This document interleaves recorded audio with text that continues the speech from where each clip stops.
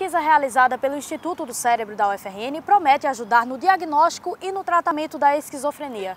Esse é o assunto do Saber Ciência de hoje.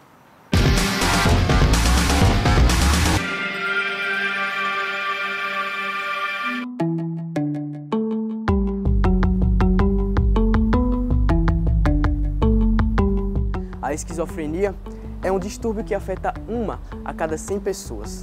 Quem sofre com esse problema costuma apresentar um comportamento social fora do comum, muitas vezes com pensamentos pouco claros e uma forma confusa de falar. Mas você sabia que um novo estudo pretende tornar mais fácil o diagnóstico e o tratamento desse problema através da fala? É hora de descobrir, é hora de saber ciência.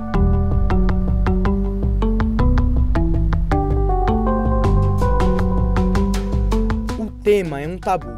A esquizofrenia é uma doença que ainda é estigmatizada. Há quem pense, por exemplo, que qualquer indivíduo esquizofrênico apresente um comportamento violento. Essa falta de informação apenas dificulta o tratamento do transtorno e torna mais difícil a aceitação de quem precisa conviver com o problema. Muitas vezes as pessoas pensam na esquizofrenia como se fosse delírios e alucinações. Esses sintomas normalmente vêm em salvas, vêm em crises. Você tem um período que você tem esses sintomas mais exacerbados e outros períodos mais de calmaria. Eles são bastante perigosos e causam muita estranheza.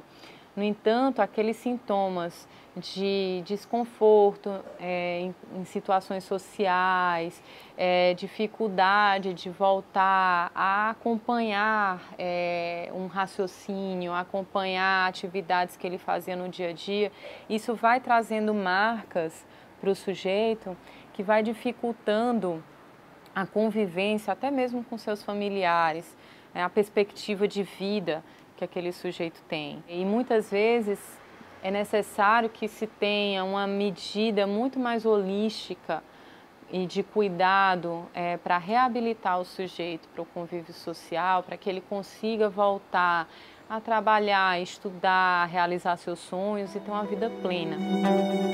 De modo geral, a esquizofrenia não apresenta mudanças aparentes na anatomia de um indivíduo.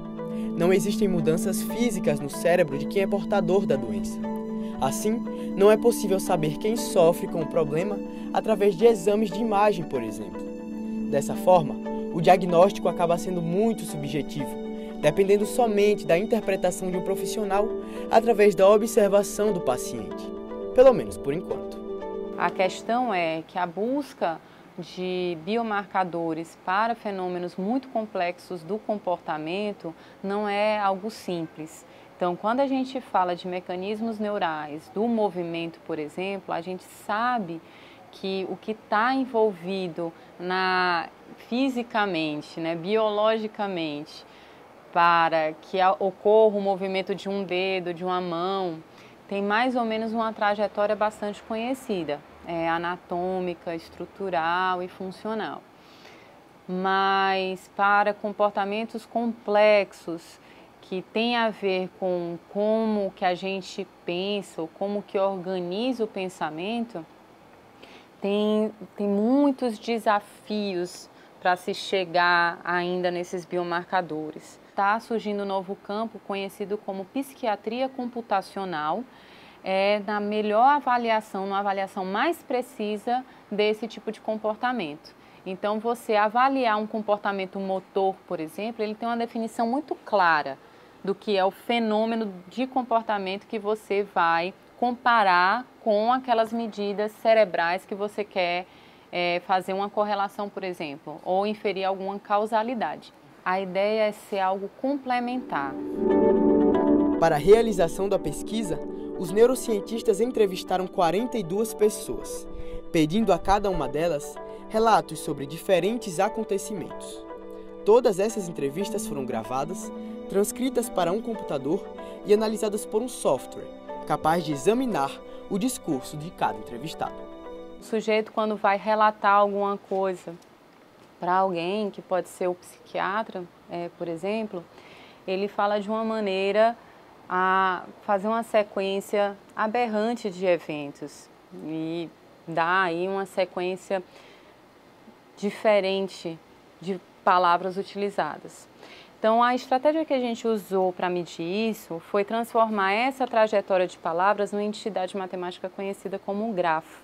Então, a gente pega cada palavra que o sujeito relata em resposta a uma pergunta e representa essa palavra como um nó, e a sequência das palavras é representada por setas, que a gente chama de arestas. Então, a pessoa relata, por exemplo, um sonho. Eu sonhei que estava com a minha avó. Daí ela faz uma sequência linear, que ela não repetiu nenhuma palavra. Mas se ela repetir a palavra avó, né, e minha avó, aí ele já liga com minha, que ele já tinha falado, e avó de novo. Então ele fecha esse loop e já faz uma aresta paralela, e daí continua o relato com níveis de complexidades diferentes. Um discurso menos conectado e uma forma confusa de falar são indicativos de que aquela pessoa pode ter esquizofrenia. Identificar e diagnosticar o problema o quanto antes é uma forma de adiantar o tratamento de uma doença que ainda não tem cura, mas que também não deve ser um obstáculo para uma vida normal.